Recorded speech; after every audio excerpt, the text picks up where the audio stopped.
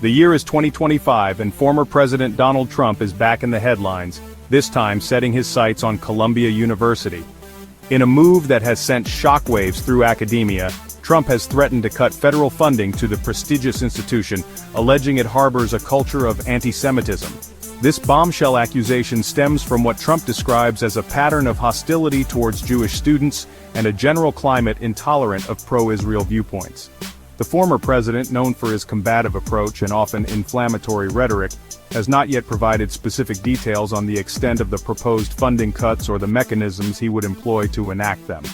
However, the mere suggestion of such action has ignited a firestorm of controversy, raising questions about the role of a former president in influencing federal funding decisions and the potential consequences for academic freedom. Trump's accusations, delivered with his signature blend of certainty and vagueness, have left many wondering if this is a legitimate concern based on evidence or a politically motivated attack designed to appeal to his base. The specter of anti-Semitism on college campuses is a serious one, deserving of careful consideration and nuanced discussion. But Trump's entrance into the fray with his history of divisive rhetoric has only served to muddy the waters.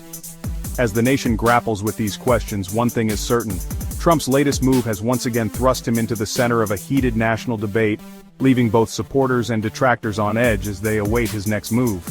This time the battleground is not the political arena, but the hallowed halls of academia, where the stakes are arguably even higher.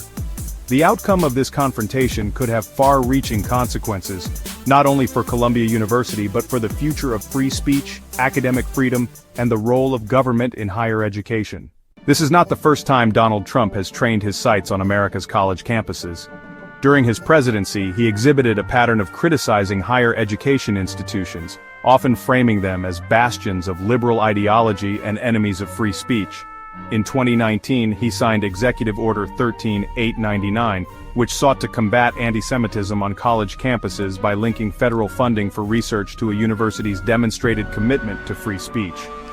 While presented as a measure to protect Jewish students, the order was widely criticized by free speech advocates, who saw it as a thinly veiled attempt to silence dissenting voices and punish institutions perceived as hostile to Trump's administration. This latest threat against Columbia University, therefore, does not exist in a vacuum. It forms part of a larger pattern of behavior that suggests a deep-seated suspicion of higher education and a willingness to use the power of the federal government to influence campus culture. Trump's critics argue that this approach is not only deeply troubling, but also potentially unconstitutional.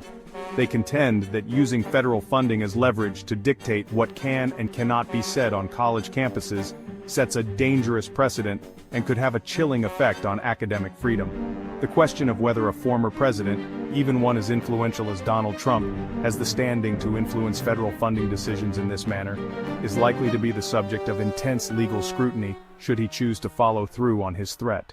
In the face of Trump's accusations, Columbia University has responded swiftly and forcefully, issuing a statement defending its commitment to fostering a diverse and inclusive community for all its students, including its Jewish population. The university vehemently denies the former president's claims, characterizing them as baseless and without merit.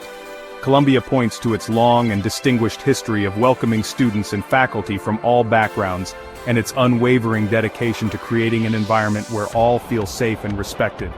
Furthermore, the university highlights its numerous initiatives and programs designed to combat anti-Semitism and promote interfaith dialogue.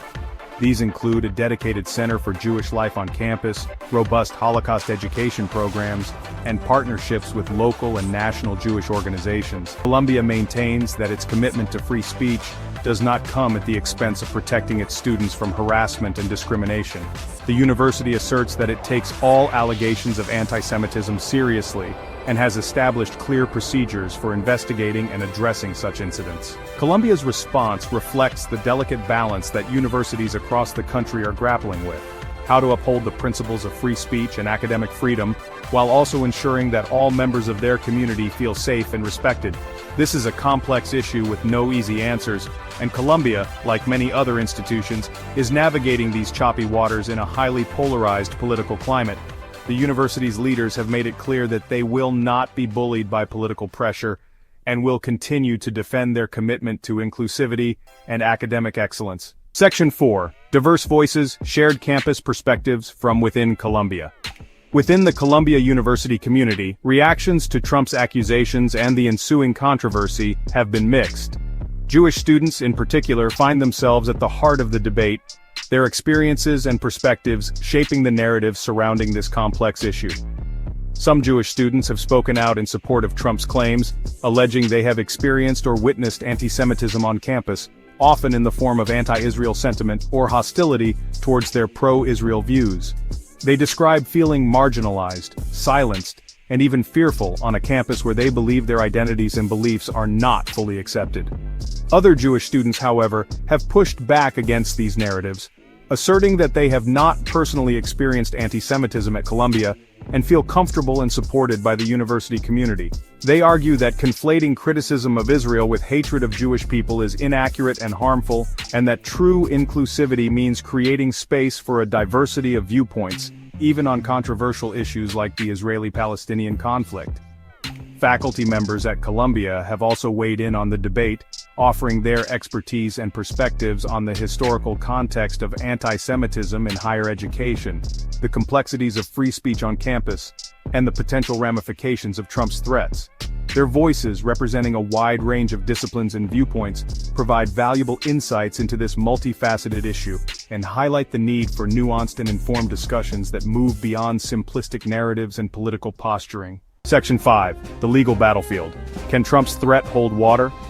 Trump's threat to cut federal funding to Columbia University raises a host of legal questions, chief among them being whether a former president has the authority to influence such decisions. Legal experts are divided on this issue, with some arguing that Trump, as a private citizen, has no more sway over federal funding allocations than any other individual. Others, however, suggest that his influence within the Republican Party and his ability to mobilize his base could put pressure on lawmakers to act on his demands, even if those demands lack a clear legal basis. The legal precedent in this area is murky at best. While there are laws in place to prevent the arbitrary withholding of federal funds, these laws are often subject to interpretation and can be difficult to enforce, especially when dealing with a politically charged issue like this one. Furthermore, Trump's threat could be interpreted not as a direct order to cut funding, but rather as a call to action for his supporters in Congress to pursue such measures through legislative means. This would introduce a whole new set of legal complexities, as Congress has broad authority over federal spending. Ultimately, the question of whether Trump's threat carries any legal weight may depend on the specific actions he takes and the willingness of Congress to entertain his demands. If he were to follow through on his threat, it would likely trigger a protracted legal battle, with Columbia University and its supporters challenging the move in court. This would set the stage for a high-stakes confrontation between Trump and the legal system, one with potentially far-reaching implications for the separation of powers, the role of former presidents, and the future of federal funding for higher education.